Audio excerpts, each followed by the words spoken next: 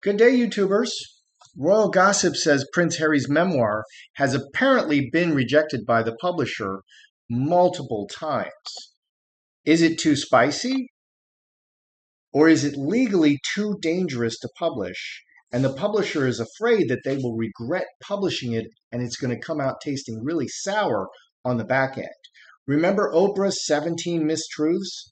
I don't think Oprah is eager to have another go at Harry and Meghan. I'm wondering if this memoir is even going to be published. And it is definitely best for Harry if it's not. I mean, he's eventually going to have to come crawling back to the royal family. Number two, Prince Harry wants an apology for being ignored at the Royal Jubilee. The lovely couple attended only the church service and were soundly booed by the crowd, and then they flew out in a private plane. Either Harry and Meghan decided that the boos would increase if they attended other events, or Charles literally told them not to come. Did Charles ban them from other Jubilee events due to obvious wearing of microphones with wires under their clothes? Finally, royal experts claim Netflix is disappointed with Meghan and Harry's Platinum Jubilee visit. You think? We have the very handsome Johnny Thompson wearing an audio scrambler and sticking to them like glue everywhere they went. So they didn't get any audio at any of the locations that they attended. And it's also not clear if any of the royals attended Lilibet's first birthday cookout at Frogmore. I'm not sure anybody attended. Finally, Netflix may be looking to cancel their contract as they really haven't put out any content at all yet. Let's take a look. Let's see what the cards want to reveal today. Good day, YouTubers. Welcome back to my channel. Time for a spot of royalty. I'm Joseph Magi, author of Playing Card Divination, Fortune Telling, the Magi Method. As always, you can find the book worldwide on Amazon and Kindle and paperback versions. Find the full color card deck used here on Etsy/Magi Method. Many thanks to the very generous folks who buy me a cup of tea. All right, so number one, Harry's memoir keeps getting rejected. Is it too spicy, or are the publishers afraid that it's full of misinformation and they're going to get bitten on the back end? So let's see. Power went out and I had to move my table in front of a sunny window because there is literally no lights in the house, no electricity. So hopefully this won't last very long. I'm a pampered little princess over here.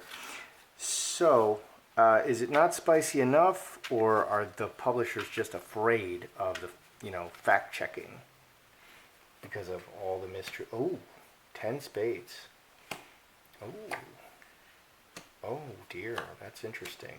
I wonder what that means. Oh, oh my.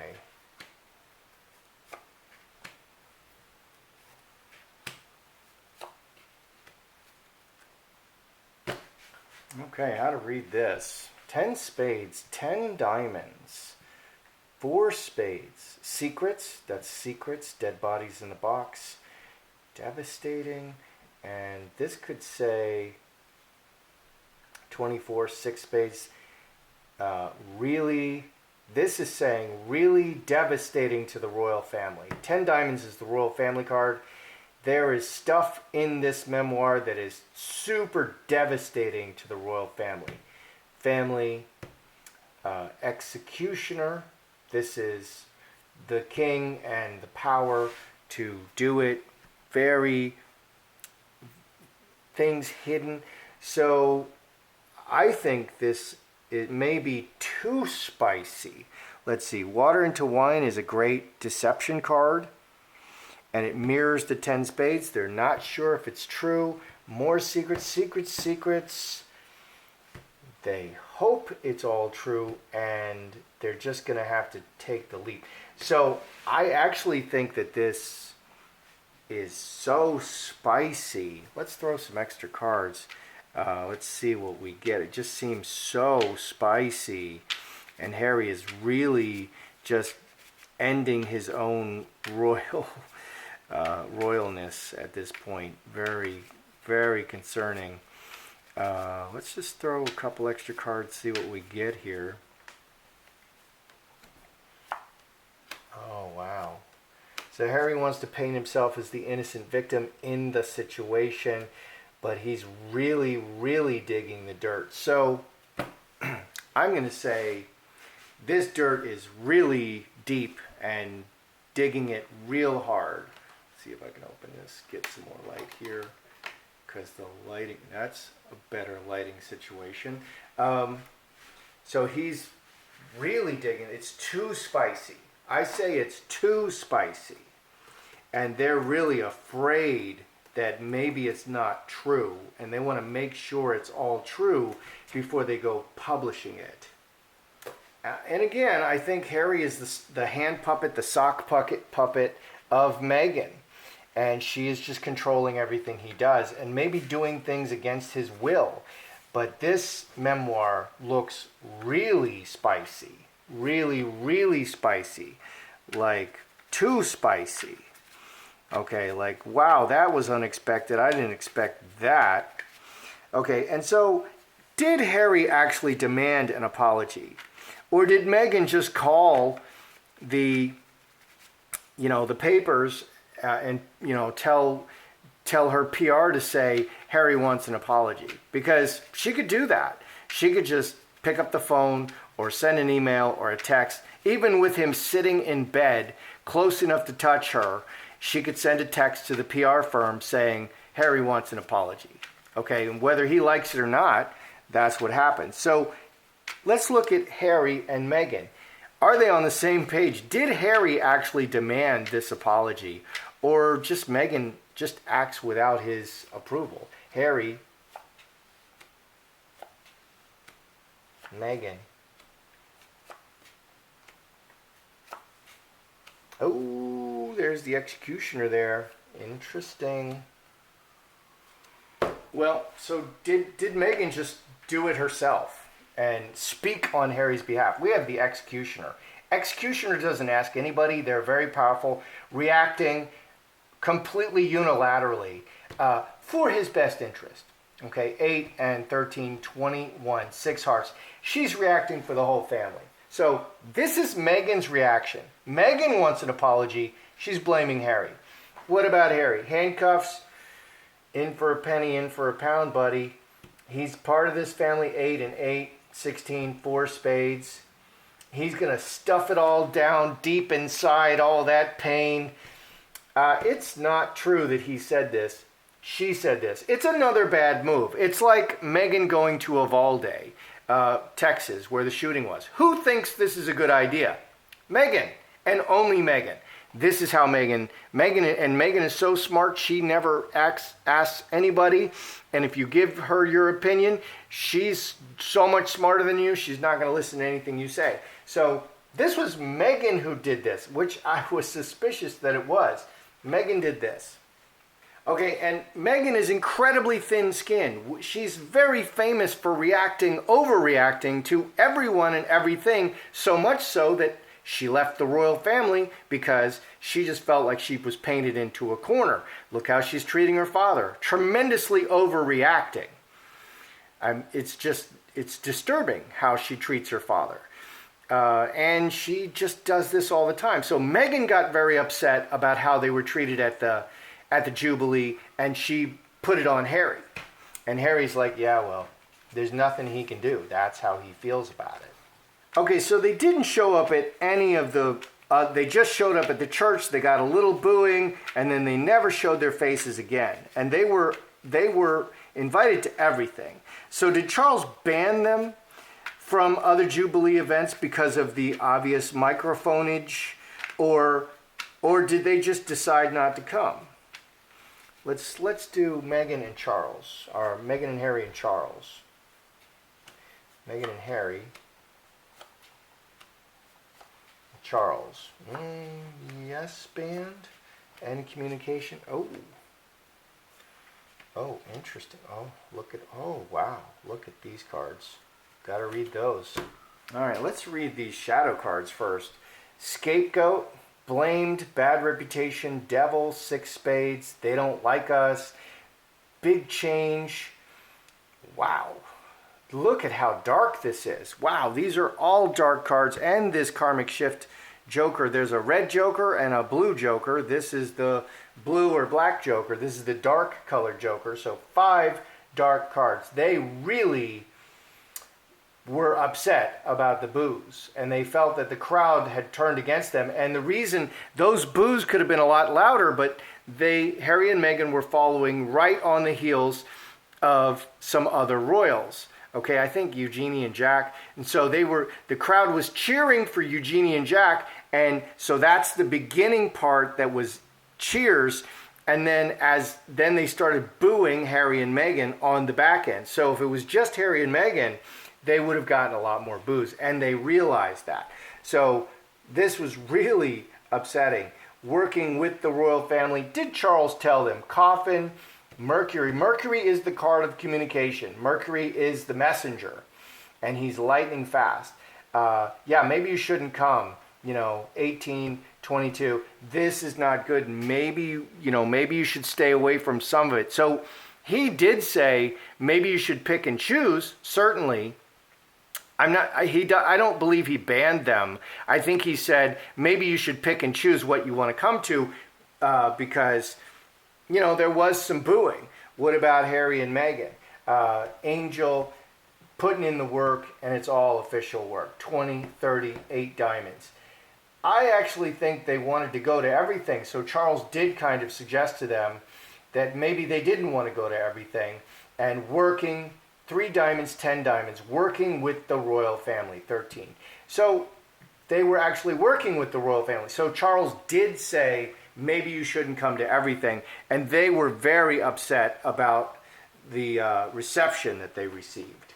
So the royals are very reactive. They're very reactive. They're very on top of it. And you have to be really fast moving, if you're, in the royal family, because stuff happens really fast and you need to handle it. So how disappointed was Netflix by the lack of royal content? And I'm kind of wondering if they're looking at canceling Harry and Meghan, because, man, they really don't get much of anything. They get nothing out of them so far. And they're very expensive, and Netflix stock has plummeted. But all stocks are plummeting right now. God bless our president of the United States here. So let's look at Harry and Meghan and Netflix. What is Netflix's response to the fact that they got no royal content? Harry and Meghan out of the Jubilee. No royal content out of the Jubilee. Harry and Meghan and Netflix. Here's great disappointment. Ooh. What is their response? So, family, very disappointed. Blocked. They were blocked from getting this content.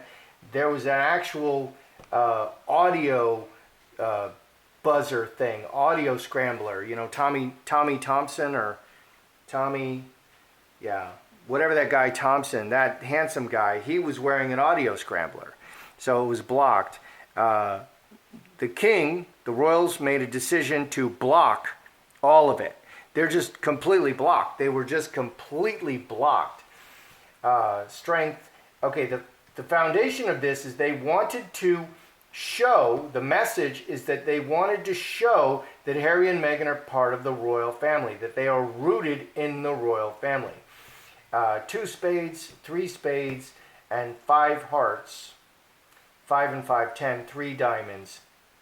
They're obviously split from the royals. There's a lot of conflict. So instead of showing that they are royals, what the Jubilee in fact showed is that they're the great division between Harry and Meghan and the other royals, and how much conflict there is. And that's not the narrative that they were looking to give.